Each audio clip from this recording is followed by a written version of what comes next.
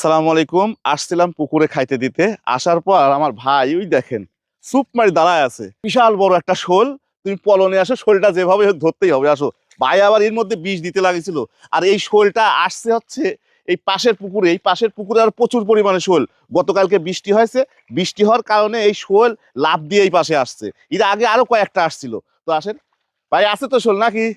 এটা কিন্তু কোনো বানানো না ভাই। আবার বলবেন ভাই কুদাল দিয়ে একবার কোপ মারছিলে না? কুদাল দিয়ে একবার কোপ মারেছে কিন্তু ধরতে পারে নাই, কারণ ওই পাশে একটু পানি বেশি, তো ধরতে পারে না। হাত দিয়ে ধরাও সমস্যা, কারণ শোল মাছ তো জানেনি।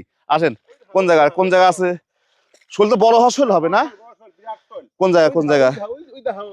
ওই পাশে হাত দিয়ে ধরো নাই কে? হাত দিয়ে শোল ধরা যায় না?